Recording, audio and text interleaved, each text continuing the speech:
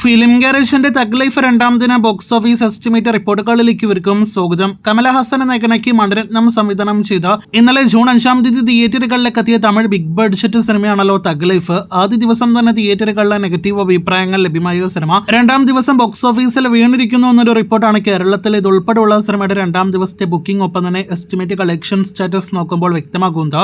ഇന്നലെ ഇതേ സമയം കേരളത്തിൽ 75 ലക്ഷത്തിന് മുകളിൽ കേരള ട്രാക്കിംഗ് ഗ്രോസ് വന്ന സിനിമയ്ക്ക് ഇന്ന് 19 ലക്ഷത്തിൽ പരമാണ് കേരള ട്രാക്കിംഗ് ഗ്രോസ്. ഇന്ന് സിനിമയ്ക്ക് കേരളത്തിൽ 50 ലക്ഷം രൂപ പോലും ഗ്രോസ് കളക്ഷൻ ഉണ്ടാകില്ല എന്ന് ഉറപ്പാക്കപ്പെട്ടിരിക്കുകയാണ്.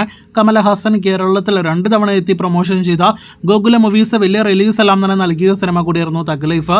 എന്നിട്ടും ഒട്ടും മികച്ച ഇനിഷ്യൽ കളക്ഷൻ എല്ലാ സിനിമയ്ക്ക് വരുന്നത്. ആദ്യ ദിവസം 1,30,00,000 കേരളത്തിൽ ഗ്രോസ് കളക്ഷൻ നേടിയെടുത്ത തഗ് ലൈഫ് ആകെ 2 ദിവസങ്ങൾ കൊണ്ട് കേരളത്തിൽ 1,70,00,000 കേരള ഗ്രോസ് നേടിയെടുക്കുന്നതാണ്. അപ്പോൾ കേരളത്തിൽ തഗ് ലൈഫ് രണ്ടാം ദിവസം തന്നെ ആകെ മൊത്തത്തിൽ വീണ് കഴിഞ്ഞിരിക്കുന്നു എന്ന് ഇപ്പോൾ തന്നെ പറയാവുന്നതാണ്. ഇനി അടുത്ത 2 ദിവസത്തെ കേരള കളക്ഷൻ കൂടി അറിയാനായിട്ട് കാത്തിരിക്കൂ.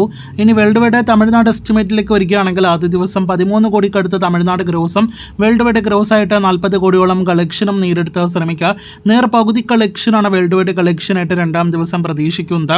ഇന്നത്തോടെ സിനിമയുടെ ആകെ തമിഴ്നാട് ഗ്രോസ് 20 കോടി രൂപയ്ക്ക് മുകളിലേക്കും ഇന്നത്തെ മാത്രം സിനിമയുടെ ആകെ വേൾഡ് വൈഡ് ഗ്രോസ് 20 കോടി ഉണ്ടാകുമെന്ന് കൂടി പ്രതീക്ഷിക്കുന്നു. അങ്ങനെയെങ്കിൽ സിനിമയ്ക്ക് ആകെ 2 ദിവസങ്ങൾ കൊണ്ട് വേൾഡ് വൈഡ് ബോക്സ് ഓഫീസിൽ 60 കോടി കളക്ഷൻ വരുന്നതാണ്. അപ്പോൾ സിനിമയുടെ വലിയ ബഡ്ജറ്റ് എല്ലാം തന്നെ വെച്ച് നോക്കുമ്പോൾ ഒട്ടും മികച്ച തുടക്കമല്ല സിനിമയ്ക്ക് വേൾഡ് വൈഡ് ബോക്സ് ഓഫീസിൽ വരുന്നത്. തഗ് ലൈഫ് നിർമ്മാണത്തിൽ കമലഹാസനും മണിരത്നം എല്ലാം തന്നെ ഭാഗമാണ്. കാത്തിരിക്കാം തഗ് ലൈഫിന്റെ അടുത്ത 2 ദിവസത്തെ കൂടി കളക്ഷനായിട്ട് വെർഡിറ്റ് ഉൾപ്പെടെയുള്ള റിപ്പോർട്ടുകൾ കേട്ട്.